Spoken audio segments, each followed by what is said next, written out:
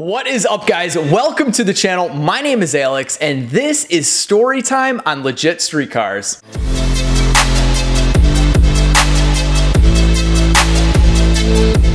So if you guys have been following my channel for a while, you'll know that this video is basically nothing like all of my other videos. It's super early in the morning, and I thought this would be an excellent time to just randomly make a story time video with you guys. And if you're not sure what this is gonna be like, I'll tell you right now, this is gonna be very similar to a VinWiki type of video. I have a ton of really interesting automotive stories from my long experienced career in the automotive field. So I figured I would get myself like a $50 professional Amazon looking mic setup. I literally just got done watching a Tavarish podcast video to see how they configure this contraption, and I think it looks pretty good.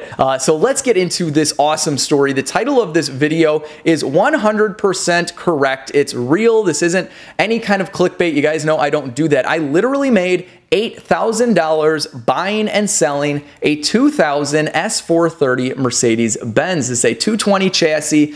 This was about 2009 when I bought it, and 2010 when I sold it. Now, for those of you who know, I was a journeyman level Mercedes-Benz technician for 9 years, starting in 2003. Now, at that time, the dealership would give the technicians kind of like first dibs on broken cars, and this is where I acquired this car. So the story is this 2000 silver S430 was dealership maintained since day one by a doctor. He bought it brand new, mint condition, 90,000 miles, and it was awesome. One day it came in on a tow truck, and the customer was complaining that all of a sudden he heard like a big explosion under the hood. There was smoke coming from everywhere, the tailpipe and everything like that. So he kind of figured he blew the engine. So it came in, it went to another technician for diagnosis. It didn't go to me. Now this technician immediately found that there was a massive chunk missing out of the back of the intake manifold. It had literally blew the welds off the intake. This is a real thing. It's not just some funny Fast and the Furious phrase. This happens in racing when you have a nitrous malfunction and fuel puddles up in the intake and explodes, and basically pre-ignites, or whatever you want to call it, explodes and blows up the intake manifold. So this is what happened, except he wasn't running nitrous on an S430. He had a fuel injector that stuck open, sprayed a bunch of fuel everywhere, and that's what happened. It blew up and it blew out like basically the entire backside of the intake manifold. So at this point, the technician proceeds to check the engine oil level. He finds it to be pretty high because at this point that stuck open fuel injector had just dumped a ton of fuel into the crankcase. He calls the foreman over. They do a borescope test on the car to check out the cylinder walls, and they deem this engine bad. So they quote the guy $9,000 for a new engine. The salesmen swoop right in. They convince him to get, I'm pretty sure he got a 221 S550 at the time, and he trades it in. The dealership gives him, I think, like $1,300 or $1,400 for this 90,000 mile S430 with a blown up engine. This is where I come in. At the dealership, at some dealerships, management will offer broken cars to technicians first before they have to send them off to auction and get basically nothing for them. That way they don't have to pay for a tow and all sorts of fees and stuff like that. So a lot of times they would come right to me because they knew I would basically buy anything that was broken. And if you guys like this story, I'll tell you some more stories of some other cars that I've bought and made some pretty good money on. Some cars that I call bank account cars, where I bought them with money that was sitting in the bank doing nothing. I drove the car for maybe a year or 2 or 3 and then sold it for a profit or break even. Anyway, we'll get to that later if you guys are into this stuff. So management comes to me, Alex, you want to buy this S430?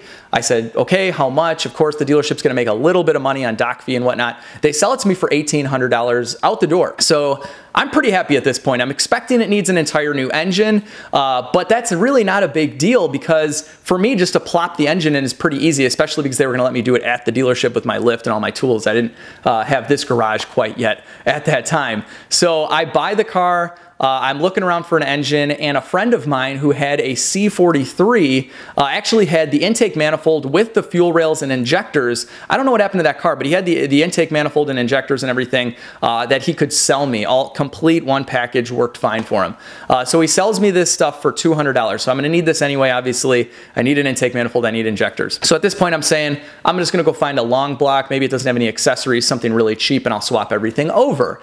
Before I do that, I decide, why don't I just change the oil on this engine, get all the fuel out of there, put this intake manifold on, because it seriously takes about an hour. It's like the easiest intake manifold to replace, and just see what happens. Why not? So it was a Saturday morning. I was actually working that Saturday. Right after I got off, I decided to pull the car in, and I throw the intake manifold on in about an hour. I change the oil, and I'm not expecting much here. I actually put the little tubes on the back in case it blew out a bunch of smoke. And I started up, and it misfired for about 10 seconds. It blew out a little bit of smoke. And then all of a sudden, it just smooths out, smooth as glass. This engine makes zero noise. It runs perfectly like a brand new car. And I'm blown away here. I'm like, wait a minute. I finished the paperwork on the car. The car is mine. The deal is done. Everyone that was around kind of thinking they were going to laugh at this thing kind of smoking all over the place was just completely amazed that this thing just ran awesome. So what I did then was I drove it around. I got it up to operating temperature. I bring it back to the shop, check compression. Everything checks out perfect. I changed the oil again just for good measure. And then the short of it is I drive this car for another 10,000 miles throughout the year. It was about 10 months or a year or something like that. I put 10,000 miles on this car. I take it on road trips. I take it everywhere. It's like my daily driver. I love this thing. Here's a picture of it at the dealership when it originally had gotten towed in. This is a picture after I put some 20-inch chrome 5-star wheels, clearance on tire rack with tires, couldn't pass it up. I love chrome. I know some of you guys are gonna kill me for chrome on a Mercedes, but I thought it looked really good. I tinted the windows. I didn't even really need to clean this car. It had just been detailed a couple months prior. This guy kept it just absolutely perfectly. At this point, I'm driving around this car that I spent like about $2,000 on all in, and it's worth a lot more than that. It's a beautiful car, and I just continue to drive it. About a year later, I decide I'm gonna sell this thing, move on to something else like I always do. I put it up on Craigslist for $10,500. I get an offer from a real serious couple that lives pretty close to the dealership at $9,500. We agree on $9,500 on the phone, and they come out to see the car. I told them, if you guys like it, $9,500 is good. So bring the money, let's do this. They come by, they drive the car, and they proceed to give me the money to pay me for the car, cash. And I counted up, and it's $10,000. And I'm like, guys, this is $10,000. Here's $500 back. And they're like, and the husband says, no. We love this car so much that we're gonna give you an extra $500. And the first thing I do, I don't even respond to this guy. I just go like this. I look to his wife, waiting for her to be looking at him like, are you crazy? Are you nuts? What are you doing? And she's going like this. Yeah, we really like the car. And I'm like, guys, really? Like, you're giving me $500 extra. We made a deal off Craigslist. You don't need to do that. And they're like, no, take it. It's yours. It's done. 10,000 bucks. Here's the car. I give them the title. And that's it. The car's gone. I sold it for $10,000. So I had about $2,000 into it. I bought the wheels, but then I sold the original ones and stuff like that. I made right around $8,000 on this car. It was amazing after driving it for about a year. Now, to top all of this up, if this wasn't crazy enough, I end up maintaining this car for like the next 3 years. This guy, at that point, I had built this garage. Actually, I started working on it in the garage that was here before. And he would love to come to me. He came to me on the side. I did brakes and motor mounts, really easy stuff. But the last time I saw this car, I think it had like 135,000 miles on it. So 90,000, it was misdiagnosed with a blown engine. 135,000 miles, I'm doing brakes on it. It runs great. They absolutely love it. And it was just perfect. I have no idea where the car is now. I'm sure the guy got rid of it. It's probably got like a bajillion miles, or it's in a junkyard at this point. But it lasted, the engine was fine, guys. The engine was perfect. It was completely misdiagnosed at the dealer. Now, I don't completely fault the technician. If you guys know what it's like to be a technician at a dealership, you know that you can't really underestimate sometimes, because you can get yourself into trouble. Now, personally, I would have experimented with another intake manifold, considering how cheap they are and easy to swap. I think we had some junker cars sitting upstairs. But if you were to quote them on less and something were to happen to the engine a little bit later on, there could be some recourse and whatnot. It can get a little tricky, especially with high-end cars. So I don't completely blame them for quoting an engine, but at the same time, it was totally a misdiagnosis. I didn't do anything wrong. These guys diagnosed the car. The foreman signed off on it. And that's it. That's it. The car was it was either going to me or one of the other guys or auction. So I had to buy it. I want to hear from you guys. If you have any cool stories like this, please comment down below. You can also email me your cool stories. Some guys do this and I love it. legitstreetcars@gmail.com. Now, the most important part of this video is to let me know in the comment section if you liked this type of video. This is something totally new to me. I've always wanted to do something like this. I like to bring you guys content that I enjoy making and that I would enjoy watching, and I love cool car stories.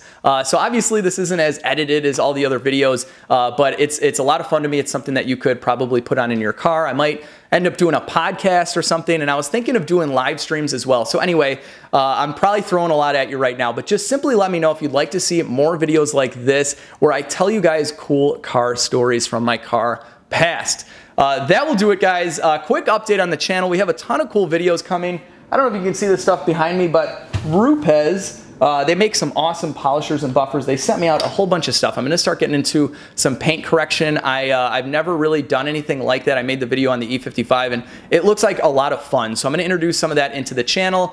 We have these cool looking bushings that I'm going to show you how to replace on the C55. The E55 is going to the drag strip. Nitrous is going on the C43 as we speak. There's a ton of cool stuff coming. The weather is getting cooler, which means we'll be at the racetrack. And then I have some factory defect videos coming. I have one on the electronic brakes that come on cars like my E55. It's going to be awesome. I've been working on it for weeks. With that being said, guys, hit the thumbs up button if you like this video. Comment down below. Subscribe if you're new. I hope you enjoyed this one. Have an awesome day, and I'll see you all in the next video.